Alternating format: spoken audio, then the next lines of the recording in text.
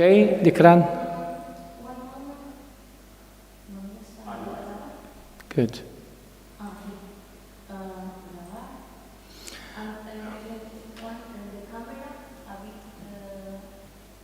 Perfecto. Está muy bien. So I'm pleased to introduce you Dr. Alda Benyamin, who is not only for me as a brilliant scholar. If I would talk about her career as an academic, it would take more than 1 hour. But what I very much appreciate on her contributions as scholars, she is specialized especially in the modern history, concretely upon the Assyrians in Iraq. Probably she is one of the best scholars we have today now. And I am happy and honored to welcome her. Alda Benyamin, or Dr. Alda Benyamin, is, let's say, one of the promises of the Assyrian nation of today as a scholar who is working in this field and in this needed field where she combines history, politics, which must be based on the work of archives. And indeed, her work will be also somehow upon this specific topics: Assyrians in Iraq, history, politics, and archives. She has been moving from different universities. The last one was Berkeley. Now she is at the University of Dayton, which is much more now. Finally, she is now professor, assistant professor in history there. And we are more than happy having you here, Dr. Alda Benyamin. Please, the role is yours. Thank you. Thank you, Dr. Afram Yildiz, for this very generous introduction. I joined you for the first inaugural conference that you planned in Salamanca, and I'm very sorry that I'm not with you in person, but I am in spirit, and I'm grateful that you allowed me to join you virtually as well. Hello, Shalom Aleichem to all the participants I've been following online, and it really looks like another very successful conference in Assyrian studies. So thank you, Dr. Afram Yildiz, for elevating the field of Assyrian studies, elevating all of us scholars who contribute to this field, and really contributing to allowing us to think about the engagement of the community, the inclusion of the community when we talk about this this community, its history, its language, its culture, and of course its archives as well. I think it's an important partnership and collaboration that we as scholars have to think about how we engage with local communities and the communities that we study and benefit from scholarship relating to their past, their present, and linguistic contributions to humanity. So thank you again for inviting me. I am a historian of the modern Middle East. My approach to the work of Assyrian studies is through the vantage point of modern Middle Eastern history. So that is what my presentation will be geared and the perspective that I will approach you from within. My work has focused on the consequences of violence, including forced expulsion, rural, urban, and global migrations, the formations of diasporic communities. And I presently lead projects that are public-facing, engaging with archival, digitization and preservation, and community engagement, of course.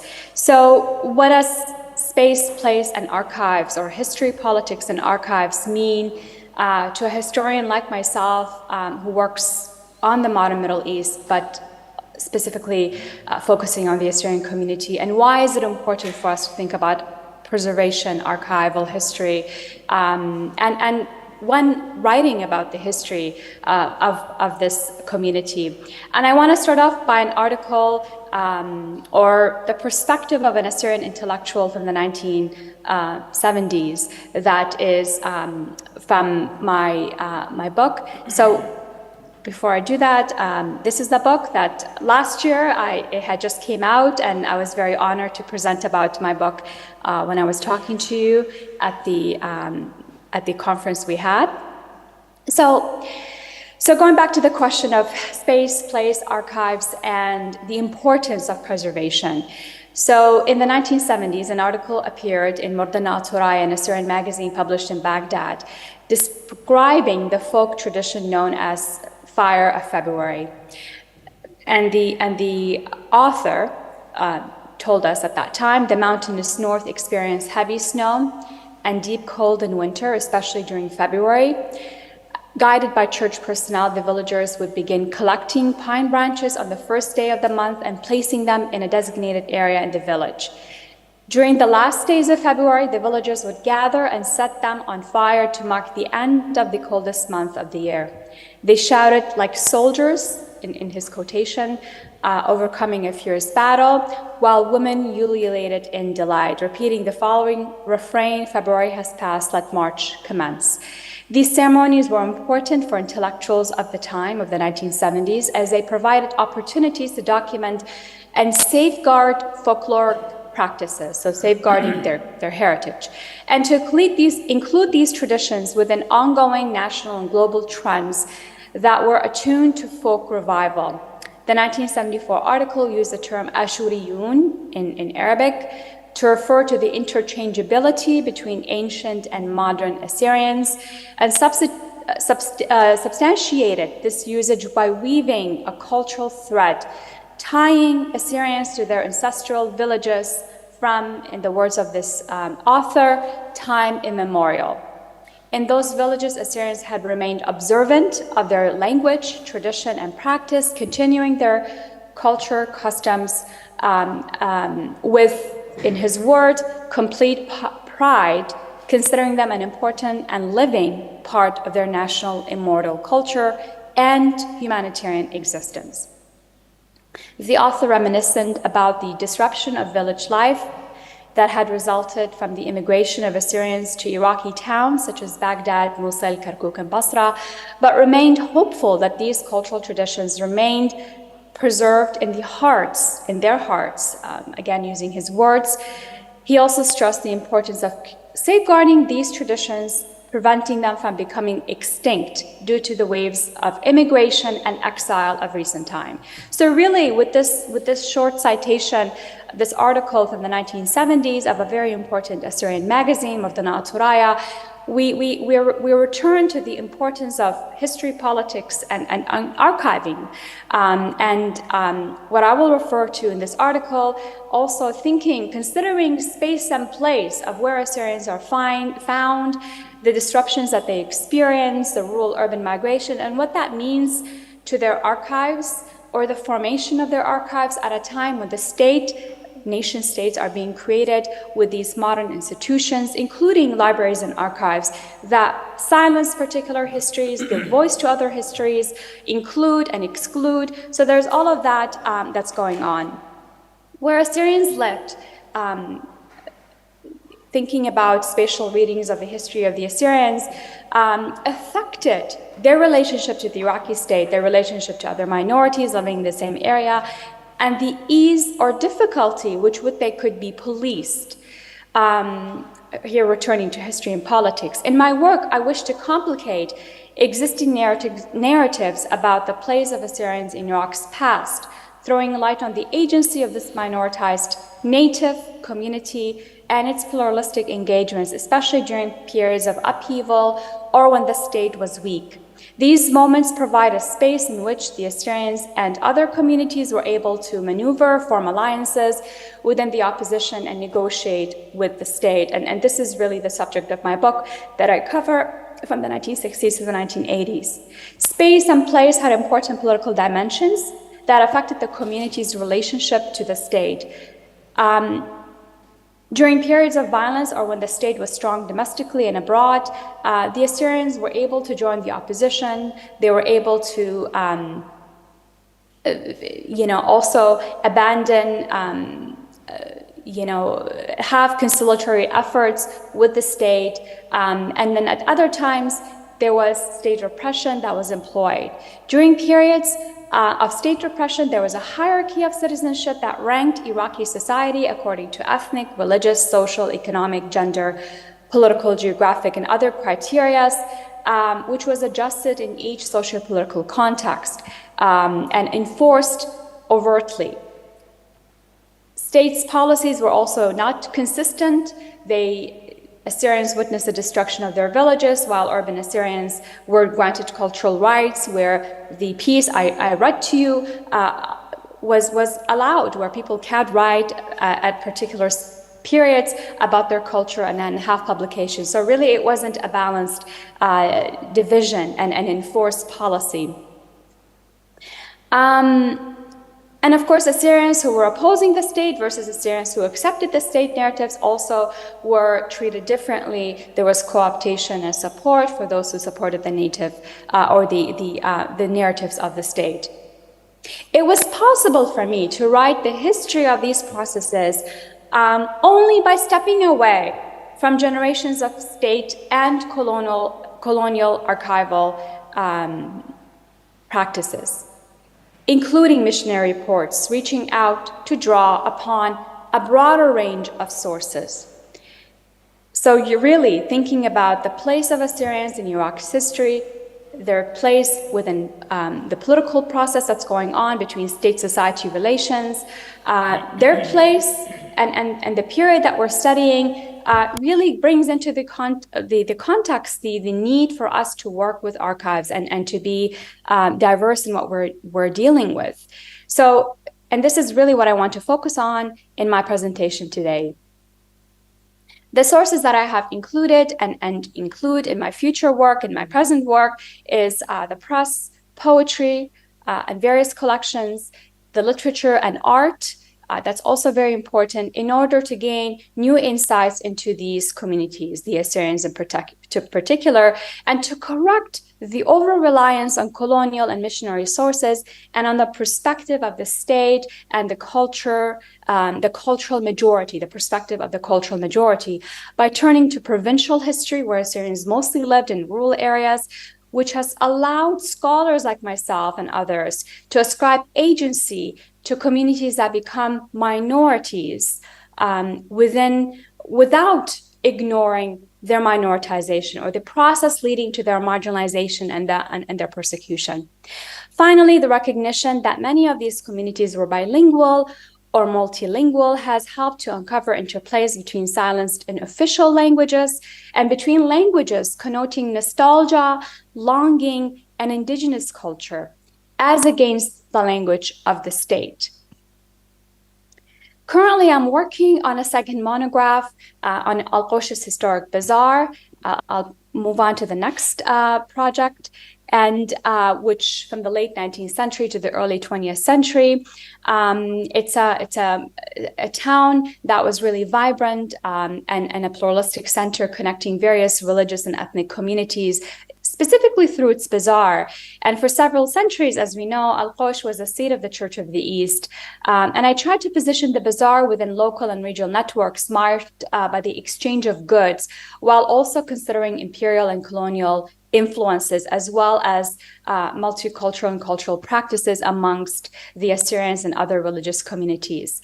And, you know, what I want to do now is show you the process of archiving. I mean, to show you the process that allows us scholars to find material. So this is an image of the bazaar, the map, and also a painting of it by Rabbi Binyamin Haddad, a really important intellectual. And of course, the Iraqi National Library and Archives is an important place for us. I've been traveling to Iraq since 2007. I try to travel once or twice a year and find important collections. And for me, as a historian of the modern Middle East, what I try to do is bring different collections together, not just focusing on one sort of archive, but also including a variety to give a voice for these communities and present a more holistic picture of the history of the period. So this is a new director of the archive. This is from a couple of months ago when I went to the Iraqi National Library and Archives. And how does it look inside the archives? How difficult or easy it is, the process of archiving and looking for material. Really, it's quite challenging. It is an archive, the Iraqi National Library and Archives, of course, faced a lot of problems with the destruction, with the arson that was set to the library in 2003. But also there was a period of collection and opening up, and it's a wonderful space to be in. These ladies, archivists at the space, helped me out a lot. These are the microfiches that we have to deal with. Really, there's one good working one, but there's about 3 that we have to use, and a lot of the material is microfiche from the 1980s. So some material from the earlier period. A lot of the processes of microfiching happened in the 1980s, and we're still using that material today. Also, there's a lot of important libraries and books that we couldn't visit. This is Al-Mutanabbi Street in Baghdad, which hosts many libraries and private collections at times as well. But there's a lot of publications, a thriving market in Iraq, which you also find material on minoritized communities or translations of materials in Arabic. And of course, it's also important for me as a scholar, and I've done this in my work, to use the material that is housed at intellectuals like Benjamin Haddad and others, community libraries, but a lot of intellectuals from this period actually held a lot of the magazines and newspapers and collected them for decades and decades, which you could not find at major libraries and national archives because, again, of the processes that I described of the creation of the nation state, its institutions and such. So it's really important to have a network to visit and find these intellectuals and find the material that you have. In the sort of the same vein of private collections, the diaspora provides a very important collection as well. When I was an Avi Malik Bint Yusuf fellow at the University of California, Berkeley, I worked at bringing collections to the Bancroft Library in particular, and there was a really wonderful collaborations with organizations that I list here at the bottom in terms of funding, in terms of providing support and providing really important collections. So the Karajalu letters, which are now being exhibited at various traveling exhibit by Eden Nabi. These letters I worked on depositing, and now they are at the Bancroft Library at the University of Berkeley. So really wonderful letters going back to the 1800s to the 1920s, describing a family's movement from the village of Karajalu in Urmia before the genocide and after the genocide, and just family members writing to their son in America. And it's so important for us to find this material, to find a library that's close to the community and deposit them, because they really need to be. It's not just about collecting, but it's also about preservation and using scientific methodology and the right temperatures and such for such important collections. And this is Rabbi Yosef Bint Yosef, an important poet who donated this material, and of course other material was also donated at this time. Folkloric history, the piece I read to you from the 1970s talked about this intellectual really fearing for this rural-urban migration, although urbanization provided opportunities, education, professional, and such to the community, but it also meant a disconnect from the village life and from the languages and traditions, and as he described. And the Syriac Heritage Museum in Ankawa, Arbil, is a good space where they have been collecting material and preserving an aspect of the community as well. But for my work, again, I have an interest in intellectual folkloric history. The bazaar in particular of Al-Qosh is quite enriching, just to walk there and learn from the various folks. Here's a Bazari in Al-Qosh who's been operating in this space since really when he was a teenager, and this shop belonged to his father and grandfather before him. And then the Marqardakh church, which has the original shrine, has a really interesting folkloric sort of story connecting to a woman that I'm interested in. So really religious heritage also allows us to learn a lot about the period that we're studying. If you are interested in sort of interweaving these sort of various layers of archives and private collections and oral histories and ethnographic sources, it's important when we're dealing with rural provincial communities, agricultural communities, but also if you want to give a voice to various different people, in these communities, including women. So, and those who did not write and did not read poetry that was documented in writing for us to be passed on. And, another space I work with is this community archives, also includes religious archives. They're not all just manuscripts that deal with religious heritage. A lot of it also deals with history of the community and archival collections relating to the community. So this is the Oriental Manuscript Digitization Center, which started with a monk who's the Archbishop of Mosul, and Aqra now, Najib Mikhail, a wonderful preserver of heritage in Mosul in the 1970s, but they had to move a few times because of threats that they face and violence in Mosul and so on. So this is an important center. Really, the center is all run by women who do the documentation. Women are carriers of heritage, and here's a really wonderful example of that. But also the Antonian Order of Al-Qosh, which has a wonderful monastery with the digitization center. And it's not just manuscripts that are religious. If you look through them, you find a lot of very valuable information about the community. They did a wonderful job of collecting and archiving from the about 1800s and so. But it takes a lot of connections, networking, and relationships that are built for you to sort of get into the space. So I think I want to stop here, and I'm happy to talk more about my work and research, but I want to stress the importance of us supporting these efforts, us engaging in these efforts. I've been fortunate to both engage in them in their preservation, but also benefit from them as a scholar. And it is a space that's really fruitful engagements can develop with the community and various aspects and segments within the community. And there's many others that I forgot to include, but I could have if I had more time. So thank you again.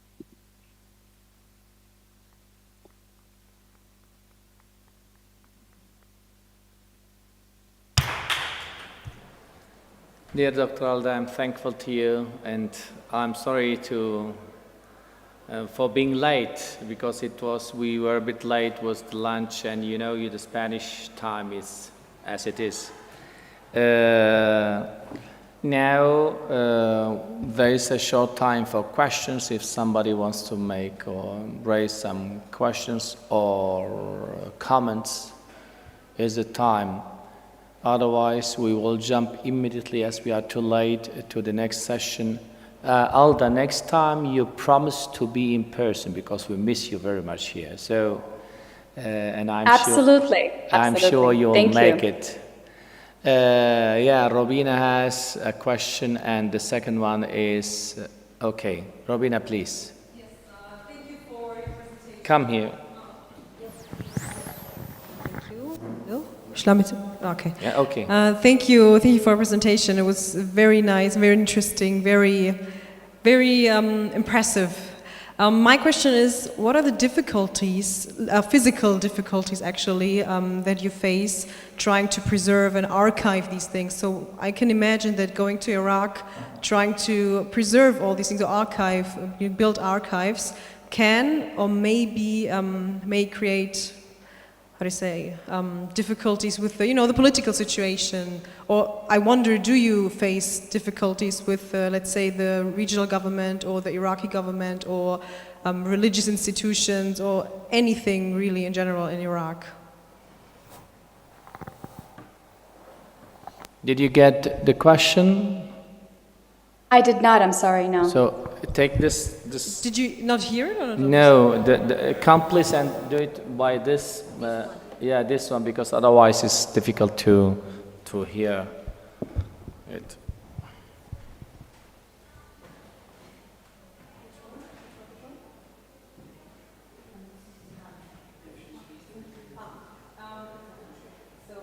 Thank you again for the presentation. It was very impressive. What I was wondering is, what kind of difficulties, or do you face difficulties regarding the political situation or religious institutions that are not tied to Assyrians while trying to archive or preserve these things? I can imagine in Iraq, with the regional government or the Iraqi government, that you do face, or might face difficulties. Thank you. Thank you so much for the question. Yes, I mean, like I said, I've been going since 2007. There's safety in Iraq. That's a concern.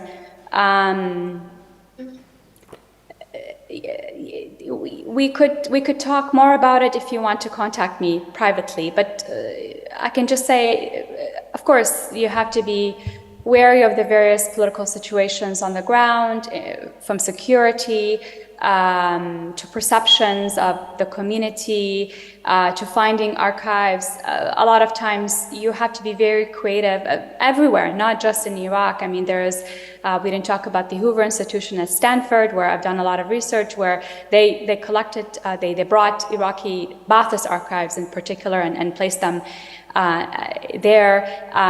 Even the way they were digitized, for example, the key terms did not specify anything Assyrian related, because those who are archiving had a particular sort of focus more on the majority. So there's a lot of problems with dealing with finding archival and just sources in general, magazines and journals relating to the community, and it has a lot to do with 100 years of archiving and institutional sort of making of nation states and building them, and the community was not always represented, or if it is represented, it is in a particular light, and you have to oftentimes find creative ways of looking up information on the community. That's a lot harder than somebody just easily working on a majority community. And of course, there's the issue of languages. I mean, I know we are in the Semitic and Aramaic and Hebrew studies department, so for Dr. Ephraim Yildiz,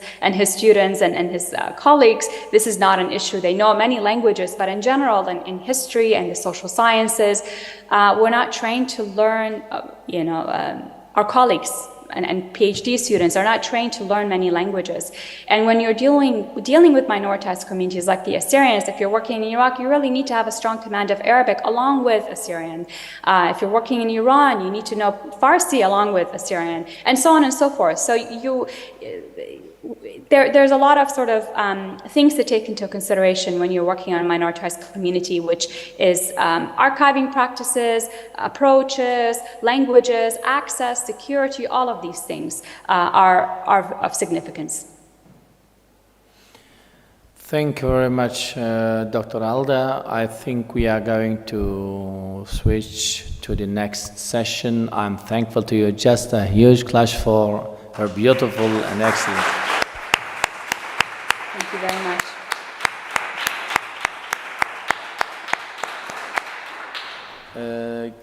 So,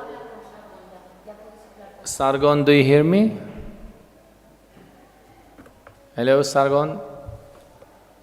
Sargon, do you hear me? Please, if you hear me, just start to open the camera and the microphone. Switch on, please. Yeah, excellent.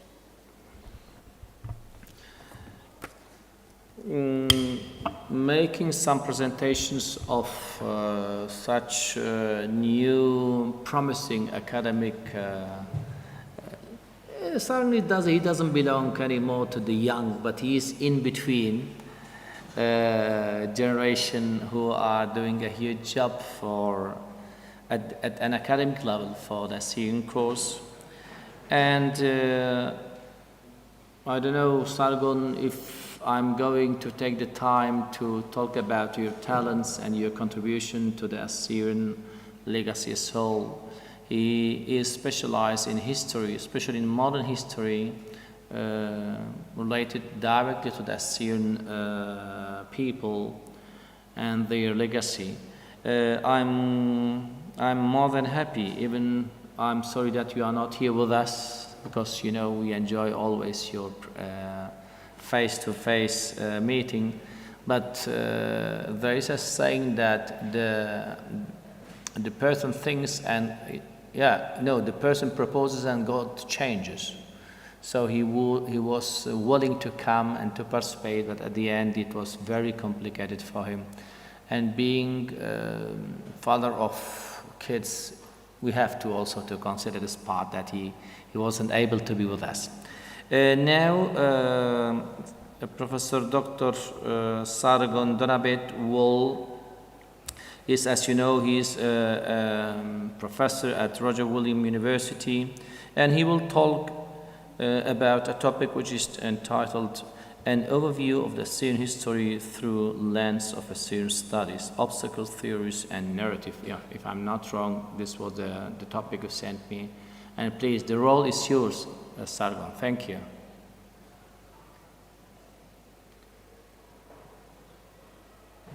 Thank you, Basim Araba, Ephraim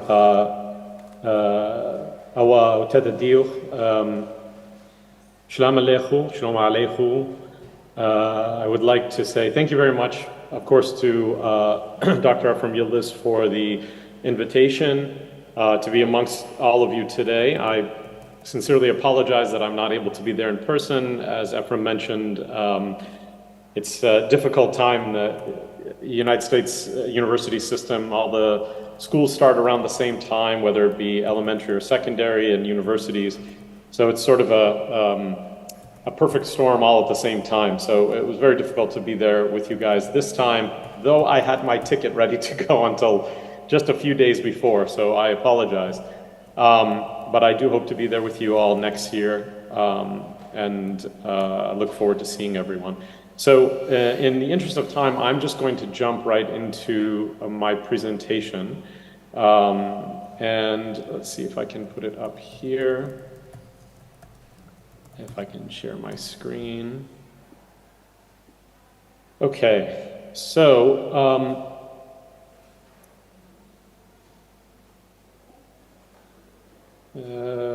I think everyone can see that, correct? Okay, so I shifted my presentation slightly to talk not simply about sort of a bit of an overview, but also the reason for the necessity of a methodology of Assyrian studies. And I say this as someone who has been involved from the beginning, sort of from the get-go of Assyrian studies, in as much as I have been working on the subject probably since my master's program in 2002, through to my PhD and then subsequent work on whether it be, the monograph or edited editions of books that I've worked on and so on and so forth. But what the issue comes about because there's a sort of a general dearth of knowledge on Assyrians on the one hand, and also on the other hand, there's what I would term to be an issue of epistemic violence against Assyrians for a variety of reasons, which we can talk about in a moment. So let me start with this map. Why am I starting with a map? Well, I think any good presentation starts with a map. But more than that, this is a very interesting map. While influenced by an external perspective, and I'll talk about internal and external perspectives a little bit here.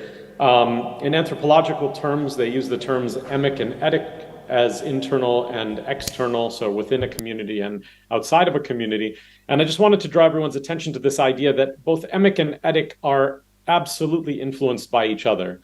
And they need to be contextualized, but more so than that, they are problematic at best. And here's an example of both an emic map of Assyrians that was put together right around the First World War. And it shows sort of the lands of Assyrians. And I like it in particular because I have heritage up here in Kharput. So it's nice to see a map that actually includes a portion of my family that tends to be left out of the discussion of the Assyrian homeland, even by Assyrians themselves. So that's nice to see. But also to draw your attention to this terminology and the usage here, of course, of the French, Assyro-Chaldéen. This term is absolutely a term that was utilized by the Assyrians at the dawn of the First World War and in the aftermath. It was used really only in the French language, but it was heavily influenced by the way in which the French viewed the people in question, the Assyrians. So we'll talk about how this works in a second, but I just wanted to draw your attention. So even though this map was an Assyrian, an internal and emic Assyrian work, it does not go without its influence. So why are Assyrian studies so important? What I'm going to talk about today is a little bit of background, what the issue of epistemic violence is, because I think simply not understanding that Assyrians are in the Middle East is a very simplistic way of dismissing them. To say that, oh, we don't have enough information, or I didn't hear about them, is a simplistic way of doing it. I think there's a secondary piece here, and that is very much an aspect of violence, and we would call that epistemic violence, or the violence of knowledge. And then I'll give you a few examples, and we can talk about some solutions and where we stand today.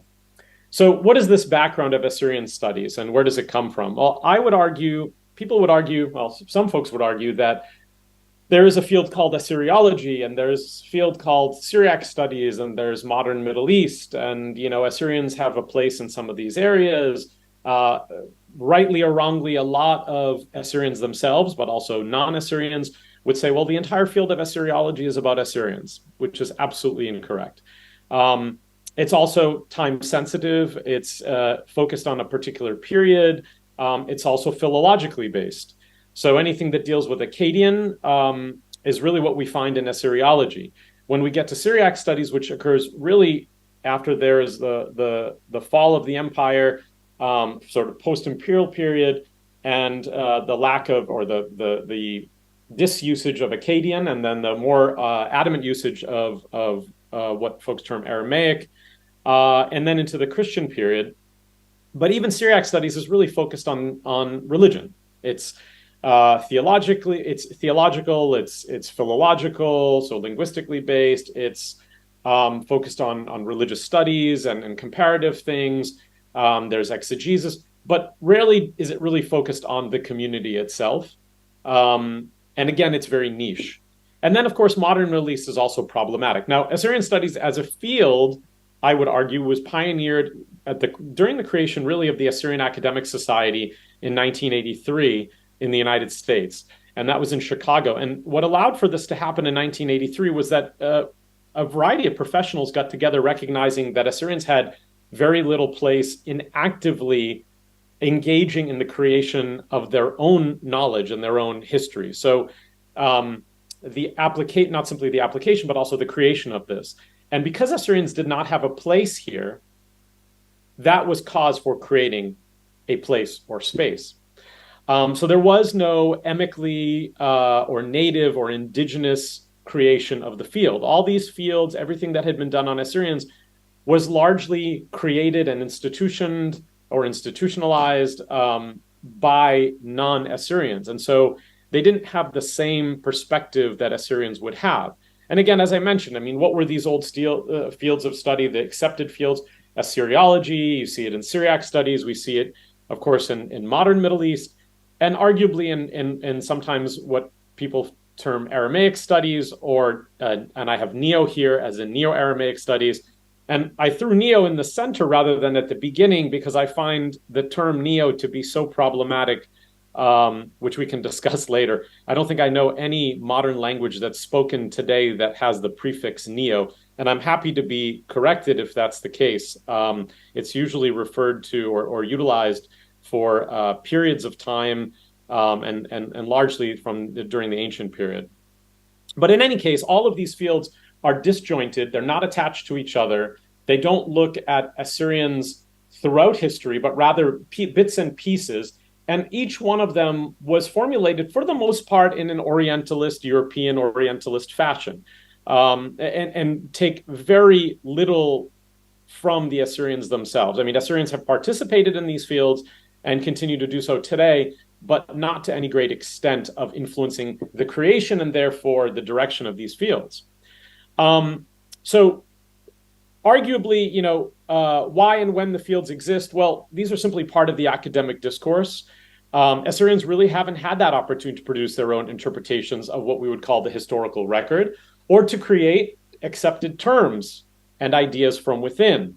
You could argue that perhaps Hermes Rassam, who's sometimes referred to as Austin Henry Layard's servant or helper, which of course, even the terms that are used are problematic. I mean, Austin Henry Layard was no more of an archaeologist than Rassam was, and vice versa. I mean, if one of them's an archaeologist, I would have to say that you'd have to say that both of them were. But Rassam himself was arguably the first in modern history to sort of try and insert a native Assyrian experience, but also colored by his, Western upbringing in the sense of educational upbringing and his Eastern sort of majority education as a child. And even Hermes Rassam himself was ridiculed by the larger academy in England, and really he and his work was sort of forced into obscurity. That very few people talk about Rassam in the sort of birth of Mesopotamian archaeology or archaeology of the region. And then secondly, really no field recognizes the issue of context. I mean, only by utilizing the larger picture, or to use this sort of French term of the longue durée, do we have a better understanding of the continuity of Assyrian history.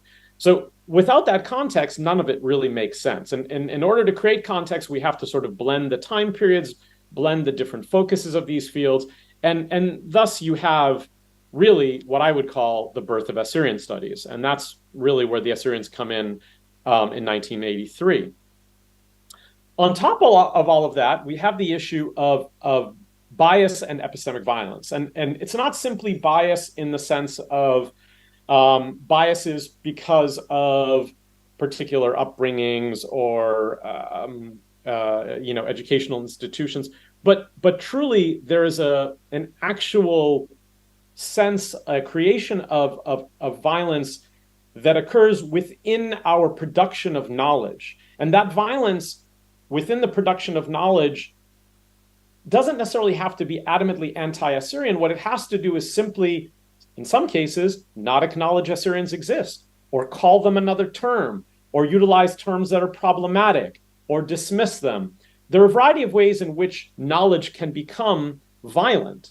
So epistemic violence, according to Alvarez, is violence exerted against or through knowledge is probably one of the key elements in any process of domination.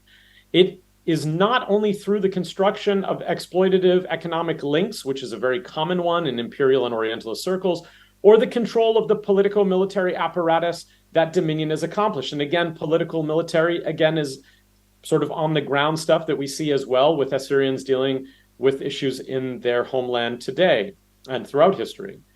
But also, and I would argue, this is Alvarez, of course, speaking, most importantly through the construction of epistemic frameworks that legitimize and enshrine those practices of domination. So what makes those practices okay? Well, if you ignore the fact that Assyrians exist, or you say they're simply Christian, or they're simply Syriac speakers, or they're a minority group in these countries that they live in, well, then it's easier to exert some sort of control over them, or to denigrate them, or to practice a sense of domination against them, because they become sort of almost like an unnamed song. And why does this occur? Well, Vine Deloria Jr. is one of my favorite authors and writers who's a Native American. He is of Lakota heritage. Once stated in a foreword to a wonderful book from 1994 called Words of Power, Voices from Indian America, he said, Western civilization, unfortunately, does not link knowledge and morality. And this is very important because we're entering into the issue of ethics.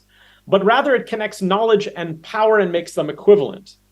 Now, today, in an information superhighway now looming on the horizon, we're told that a lack of access to information, meaning, well, we don't have enough information on Assyrians. Where do we find it? Nobody writes about them.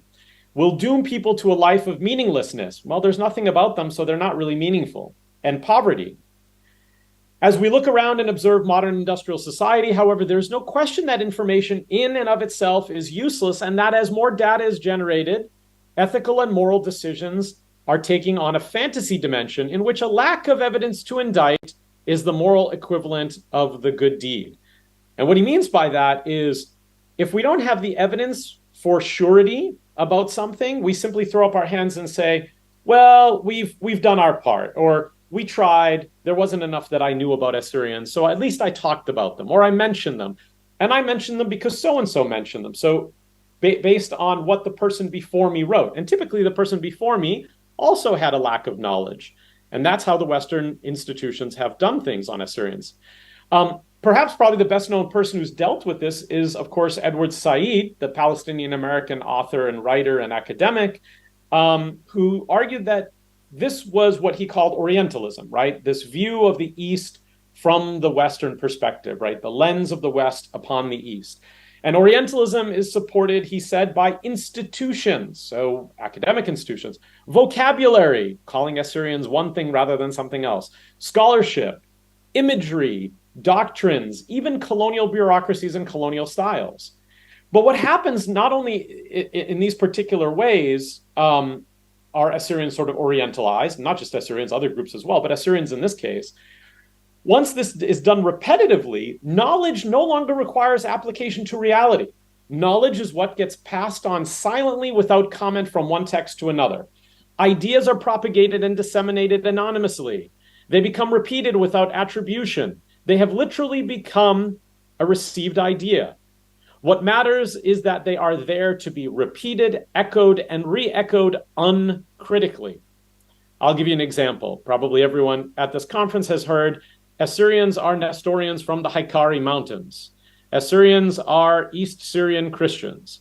Assyrians are insert comment that everyone has accepted, right? It becomes an accepted piece of knowledge, a fact. And it doesn't require an application to reality. Assyrians who are simply Christians in the Middle East, for example.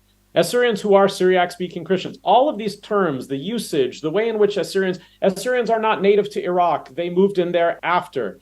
They were moved by the British. They had a sense of their identity thanks to archaeologists, Western archaeologists. All of this type of stuff, which I will talk about in a moment, is sort of this stuff that gets not just applied, but then it is echoed uncritically. Here's a great example of that.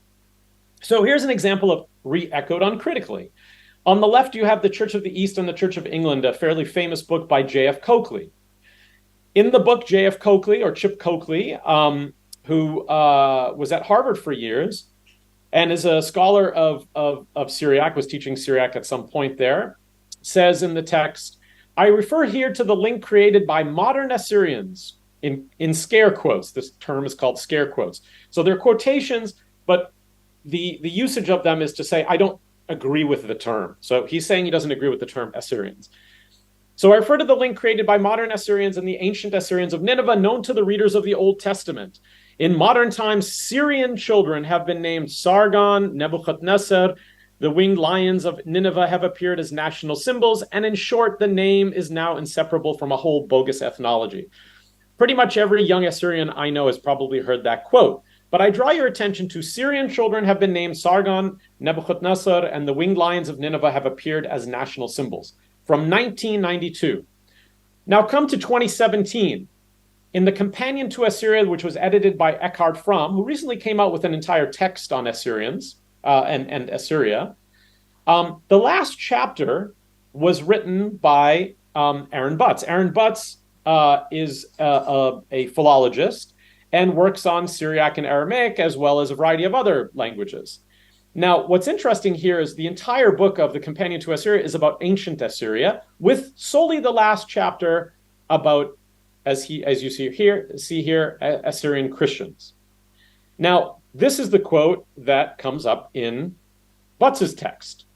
And look at the bold, compare the bold here. In Syriac communities today, one encounters various cultural identity markers that are derived ultimately from ancient Assyria. Syriac children are named Sanharib, Sargon, and Nebuchadnezzar. The winged lions of Nineveh fly proudly on the Assyrian flag. Now, there are some distinctions here, right? But for the most, it's the same. Christians have dedicated a bronze statue of Ashurbanipal to the city of San Francisco. So Syrian children have been named Sargon. Syriac children are named Sanharib, Sargon, and Nebuchadnezzar. And those are three very interesting names, right? Sargon, fine, I'll accept that as my name. But Nebuchadnezzar is not a common name among Assyrians even today. So you know that the terms that he's using here, and of course, the winged lions of Nineveh, the winged lions of Nineveh, is almost word for word the exact line. This is what Said was talking about as being problematic. Now, this goes on, and it comes up in a variety of other ways. Coakley goes on in his text to talk about the term Assyrian is traced to the first happening before the First World War, and it was sought out by secularly minded Syrians to denote their nation. After 1918, Assyrian practically ousted Syrian. Now, to the best of my knowledge, the term Syrian was very rarely used internally by the community itself in English, so I don't know exactly what he means here. But this is, of course, in his term, unfortunate. He says, in my opinion, unfortunate in some respects. Then he goes on to say, occasionally Assyrian is used in an extended sense to refer to all folks, including in the West Syrian churches. This goes back to a few influential writers named David Perley, D.B. Perley, who's right here, who he refers to as a Syrian American writer. As an FYI, David Perley was from Kharput. David Perley would never have used the term Syrian Christian. So even here you can see how Coakley uses terms that the people themselves would not have used, or if they did, perhaps under only influence of these Western scholars. Now, this happens on, and in typical fashion, each one of these scholars basically quotes another scholar before them or connected to them. Wolfgard Heinrich, who also was at Harvard for years, talked about this in his text. The latter is what many modern Assyrians would prefer to believe. There is no evidence that their forebears in pre-modern times called themselves Assyrians. And all of this is the result of an earlier renaming of the people. The old inherited designation Armaye or Arameans was superseded by the term Suryaye or Syrian, the Greek for Syrian. So he equates Aramean and Syrian rather than Suryaye or Suraya with Assyrian. So, and this is a fairly typical trend that we see, and this is from 1993, and this is not the first. We see this in Fier, we see this in Noldeke, we see this in a variety of other authors. I'll give you another funny example of how this occurs. Now, of course, does anyone remember the Islamic State and the attacks of the Islamic State in 2014? It was viewed by a variety of different places. The piece on the right here was from the Gospel Herald. And actually, it was interesting. The title of this article was, Is the Islamic State Related to the Ancient Assyrians? So while the Assyrians are being attacked and their heritage being destroyed, there were articles being written, is ISIS related to the ancient Assyrians? Now, I'll give you a great anecdote as to how this is a problem. And I entitled this, History is a Set of Lies Agreed Upon. The book on the right is a book by Adam Becker, which I'll get into in a second. In 2015, in the governorate of Hatzak, Assyria, over 253 Assyrians from 35 villages along the Khabur were kidnapped by the Islamic State, or Daesh. They threw the Assyrians out and they began destroying a variety of different ancient Assyrian sites, all at the same time. In response to this, in March of 2015, there was a panel called Ancient Christian Communities and Current Events, which I was invited to present at, and it was organized by the Center for Middle East Studies at Harvard.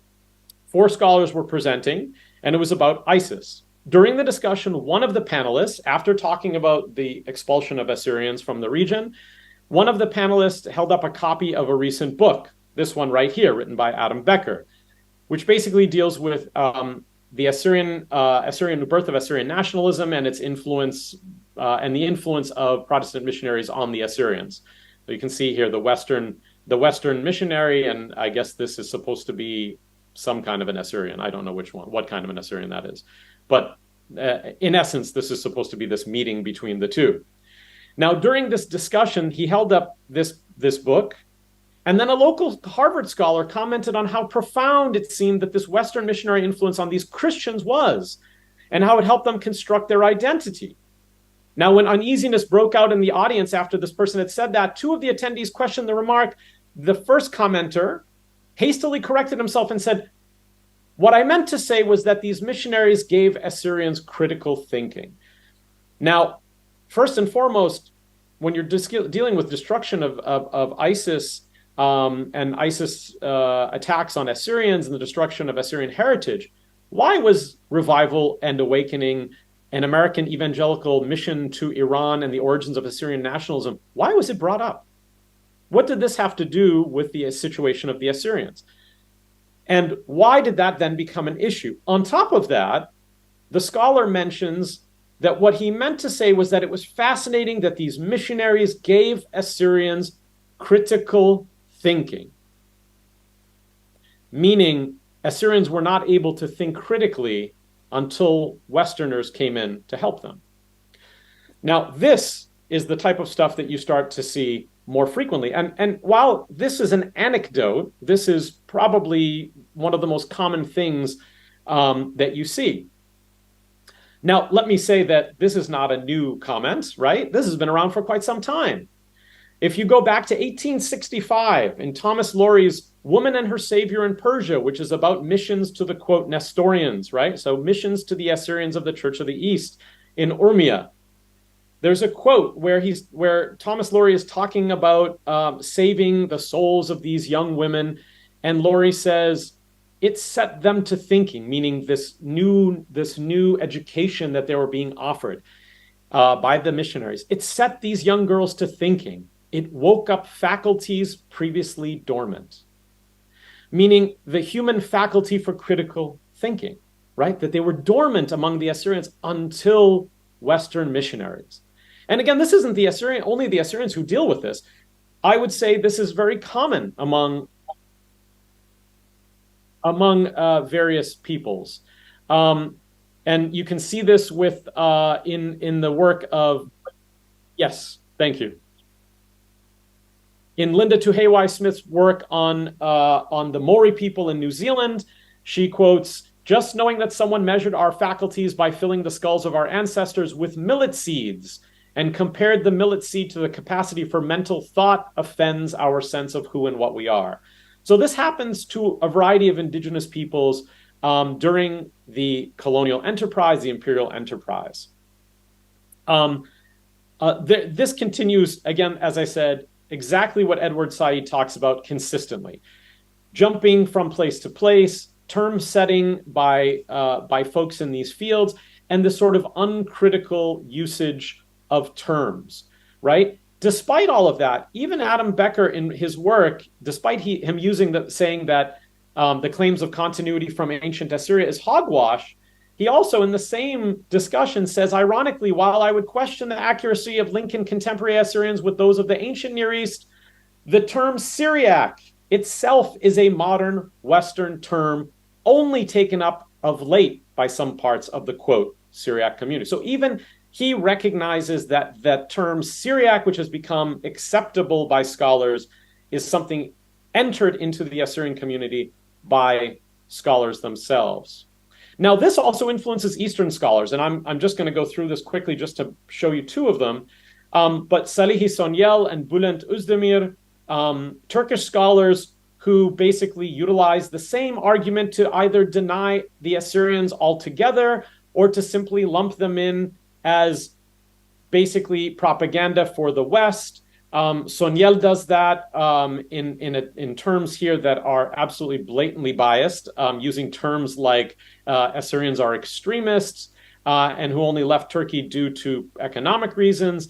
And Özdemir work is equally as problematic and again sort of breaks the Assyrians down into their sectarian divisions and is able to do that because it gets reviewed in places like the Journal of the International Journal of Middle East Studies by major scholars. So we see this, what allows for these things to be taken seriously and for Eastern scholars to uncritically accept Western Orientalism when it comes to sort of demonizing Assyrians. It's very simple, right? When it's re-echoed constantly. It even comes up in genocide studies. What's more concerning? The issue of accepting the Assyrians as being committed or genocide committed against them, or arguing whether they are correctly Assyrian. This is from Mark Levine. A few words including an apology given that the term Assyrian is plain wrong. They traditionally use the term Suraya, which means Syrian. Again, even in genocide studies, you have this. And this then also includes internalizing epistemic violence John Joseph, an Assyrian himself, who was a student of Philip Hitti, who was a Maronite in Lebanon. Hitti had founded the Department of Near East Studies at Princeton. John Joseph even says, very uncritically, the religious and linguistic minority under discussion is naturally a mixture of ethnicities, mainly Aramean, but also Persian, Kurdish, Arab, and Jewish. Very, very interesting. But of course, this is fairly easily explained. The great writer Frantz Fanon once mentioned that there is a fact, and that fact is that white men consider themselves superior to black men. And there's another fact. Black men want to prove to white men at all costs the richness of their thought, the equal value of their intellect. So it's not uncommon to see the community that has been marginalized by the larger group to then also take on the same identity, or the identity that was offered to them, the terms that were offered to them. I'm going to just bypass this and just mention why this is important. So I have a lot more to talk about, but why is using a different paradigm of Assyrian studies important? Well, it allows for the understanding of indigenizing, and that is the idea of utilizing the emic capabilities of the community itself to do its own history. And here are some great examples, right? These are more modern examples up at the top left here. And here's an older example, which is almost never taken into consideration, the British Betrayal of the Assyrians by Yusuf Malik, but equally as important, a book. All of these texts have come out in recent years. So as the saturation increases with Assyrians in academia, we see more local histories coming up, like these ones. Now, of course, these are all in English, so I apologize for folks looking at different languages here, but I'm just looking at least in this case, showing you examples of English texts. And then, of course, we have the birth of the Assyrian Studies Association. I'm going to end with these last few slides just to talk about the importance of Assyrian studies and an association as such, because of the fact that it creates space for sharing of ideas, practices, as well as for protection and propagation of culture. Like these things like a course at universities in Assyrian studies, creating Assyrian spaces at MESA, the Middle East Studies Association. You can see here right down in the center, Assyrian and Assyrian studies. As well here, the geographical area of Assyria is also mentioned, which you don't typically see. See Assyria here on the right in geographical areas of interest. The association held its first biennial conference at Stanford this August, and it was a great pleasure to see folks there. And I'm just going to leave you all with a final example of why the emic view of Assyrians is not only a necessity at this point, but that is what truly Assyrian studies can offer all these other fields and change all these other fields. Scholars have equated Suraya and Suroyo, right, as Syrian and Syriac. And typically, whenever you see the term Athuraya or Othuroyo in the modern language or the liturgical language, they say that this is the true term of the word Assyrian in any Aramaic dialect. But even when it's used, it's almost always argued to be a geographical term, right? It's geographical. It meant the region of Mosul. So I'm going to show you this here. And it's also, I'll give you an example of how this is done. This is the Hidden Pearl, the great 3-volume text. And I'm, of course, being facetious when I say great. That was done on the Syrian Orthodox by a variety of scholars, Brock, Taylor, and Witkowski. And in the text, there's a moment where they say down at the bottom here, where earlier Syriac writers used the term Athuraya or Othuroyo of themselves, like to refer to themselves as Ignatius Athuraya or Othuroyo, the term is geographical and indicated that they came from Mosul. Mosul, the region of Mosul. So now, the region of Mosul. So we see this. This is a piece, and I will end on this, so just so you don't, no one gets too frightened that I'm going too long. This is a text that I found in the archives of Scotland years ago, and it's a letter from Marruel, the patriarch of the Assyrian Church of the East, or the Church of the East at the time, and he's writing to a bishop in Scotland, and his signature is right here, and you can see it on the left in Assyrian, and I've reproduced it here for you. So it says, so you tchet idhan ukhatman biqelaytan. Right here, you can see the name of the region, right? the Qochanas, which is the village or the town of Qochanas and Haikari, the Pture Athur. So, given under our hand and seal at our residence of Qochanas in the mountains of Athur. And when was this done? On the 22nd day of August, the year 1886. So, Pture Athur, Qochanas. I will leave you with this. This is the Walayat of Mosul, according to the Ottomans. Okay?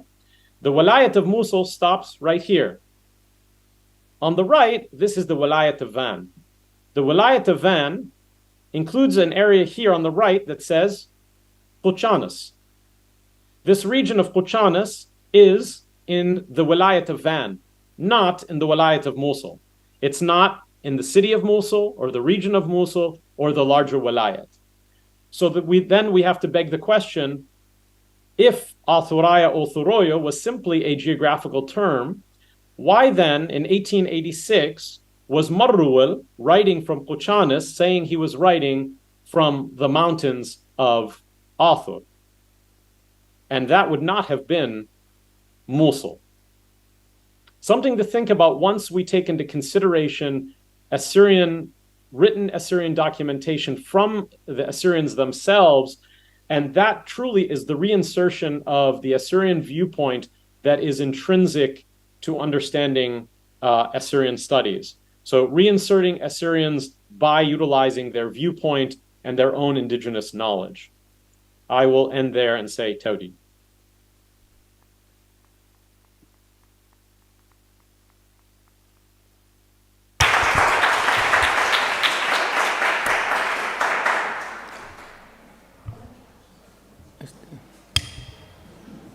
يقرأ سارغن هاو ترابرا بسيما ساقيتودي الذي ترجمة مرطيمة وعميقة بأمتخ منيات ورنية وإذا اعتربت.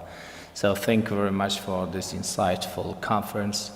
We are sorry that you are not here, but I understand you. Next time you are going to be in Paris, whether you want or not. So let's hope to see you in person.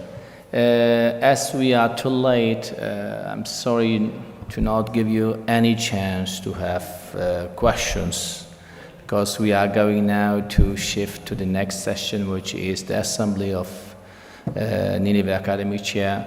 But I'm sure that if there's a question, our beloved Sargon Donabet is accessible for any one of you who wants to contact him, and he loves also to contribute, to help. Thank you again, and see you soon. Outrabra Basima. Thank you, Basima. If there are any questions, please let me know. You can always write to me, and I'm happy to look at them.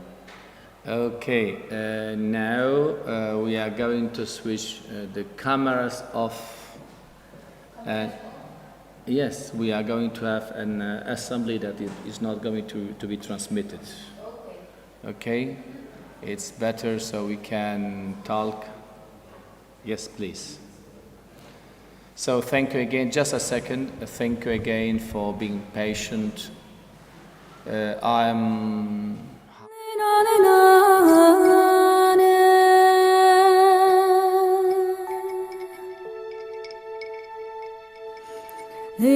na